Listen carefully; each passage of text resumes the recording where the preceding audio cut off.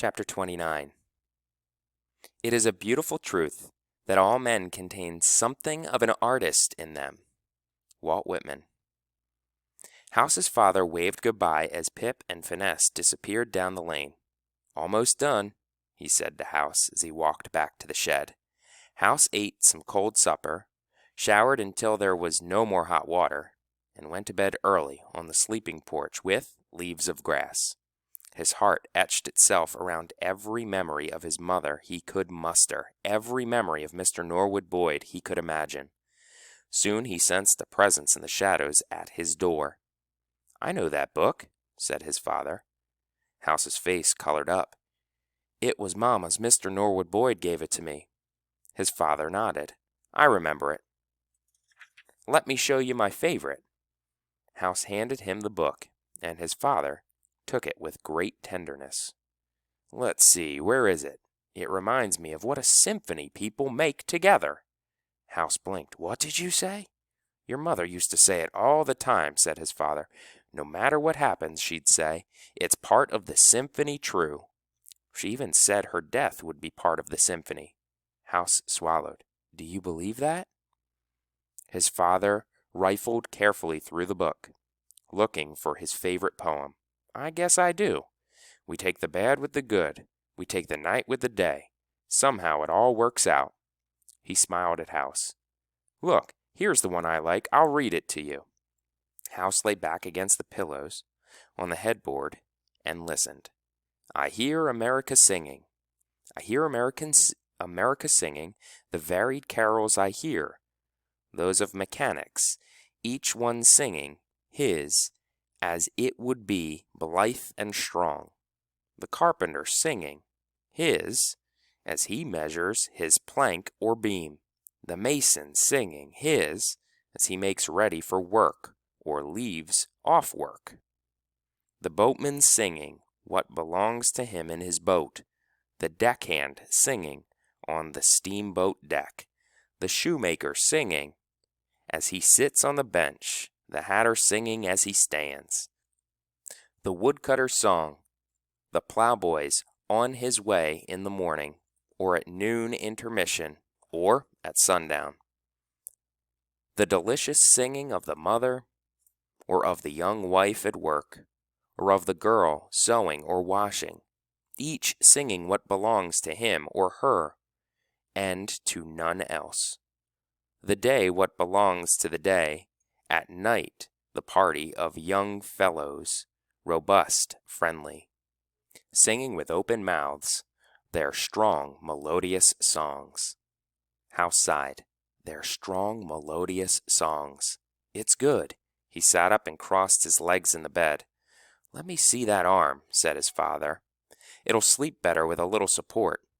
He began to wrap the arm gently in a loose bandage, carefully avoiding the bruised elbow, and House let him. A night breeze raked through the leaves on the trees, while the moon hung low on the horizon. Honey snored little girl snores from her bedroom, and Eudora snuffled next to her. "How are you, son?" asked House's father.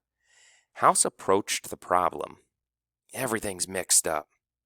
"Lots of clangor?" said his father. House raised his eyebrows.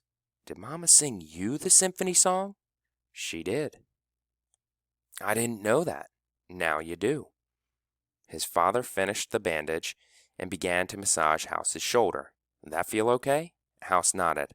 "The ball game's a mess." "I know," said his father. House chewed on his lower lip. "I don't know what to do about that." "Maybe you don't have to do anything. It's complicated," said House. "I guess it is, son. But at heart, it's a real simple. It is what it is. It just is. Even if I can't ever play baseball again, even if you can't ever play baseball again, but you'll play again." The old clock ticked away time in the hallway. A long time ago, Mr. Norwood Boyd had refused to play ball ever again. Pip should have been his teammate. Not so long ago, Jackie Robinson claimed a place on the field for Pip. For Clebo. Not so long ago, Pee-wee claimed a place for House, so House could stand tall, reach back, and claim a place for Mr. Norwood. In turn, without even understanding what he was doing, House had made a place for Ruby, for Finesse, for all the Aurora County All-Stars, and now, in his anger and frustration, he had lost his own place. He had hurt himself. I don't know what to do now. You can show up. House sighed, washed in sadness. Lie down, said his father. And like he did when he was a little boy, House slid himself down the headboard and onto the bed. His father covered him with just the top sheet. It was too hot for blankets, although by morning he'd want one. House sank his head into the pillow. He might look like Mr. Norwood Wood lying there, maybe in 100 years. What would Mr. Norwood say if he were here? Asked his father. House thought about it. He'd ask me to finish Treasure Island.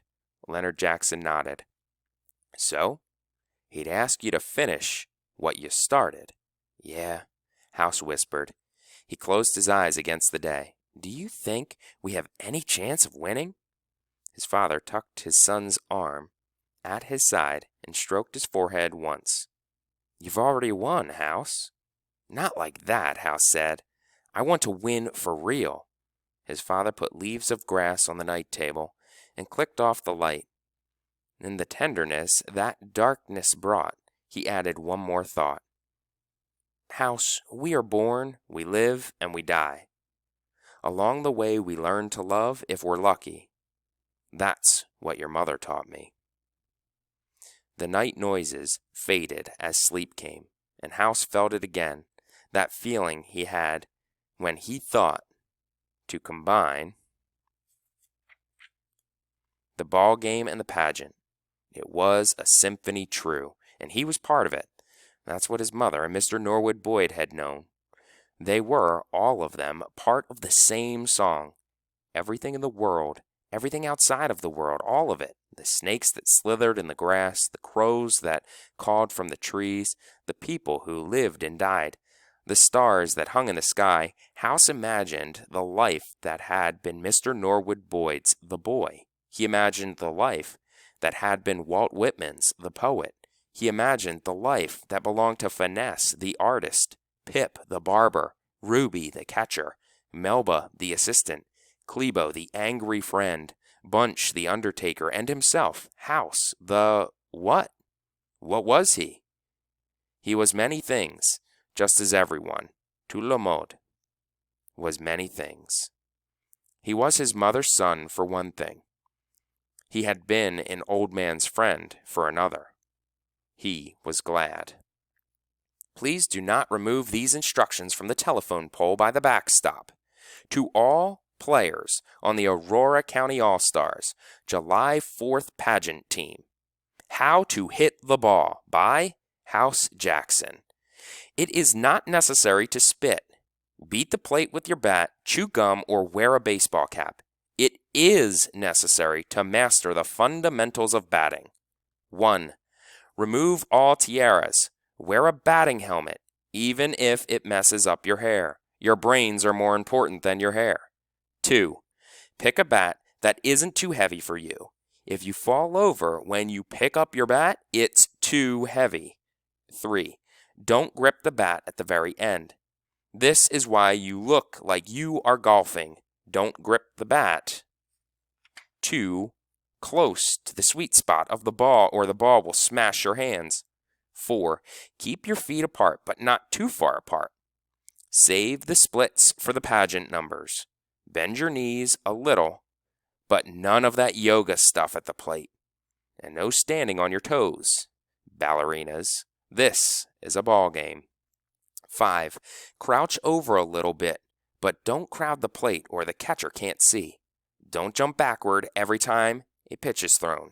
You can't hit the ball while you're jumping backward. 6. Don't close your eyes and swing as every pitch is thrown. You can't hit the ball if you close your eyes. The ball is more likely to hit you. 7.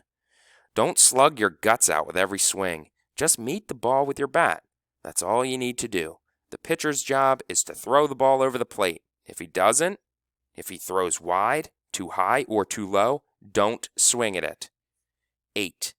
If you hit the ball, run. Run to first base, not to third, Don't try to watch the ball while you run. It's your job to get to first base. First base is straight up and to the right of home plate. 9. Take advice. Don't stomp your foot and walk off when you don't get your way. Also, dogs are not allowed to run with people down the baselines. This is an accident waiting to happen.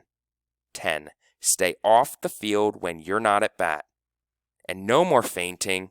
Wear a hat, drink water, bring a fan. It gets hot out here.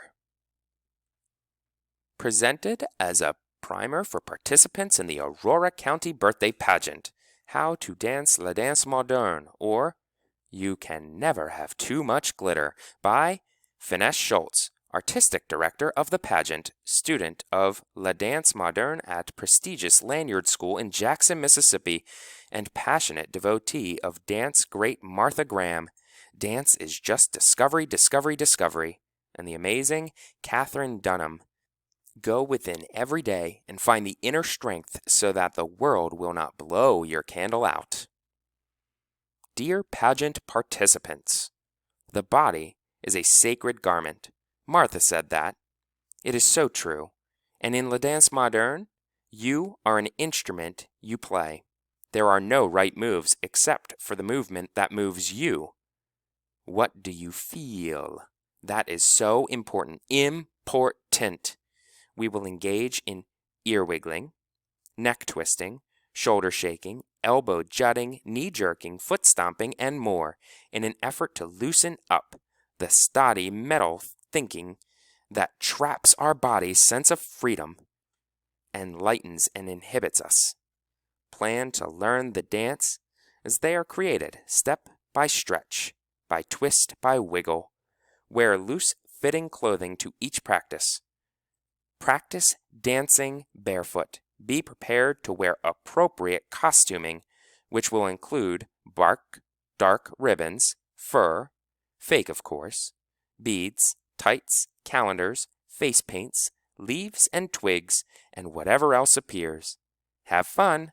La Danse Moderne is nothing if not an interpretation of your spirit's sweetness and pain, as well as an expression of the joy of life and living.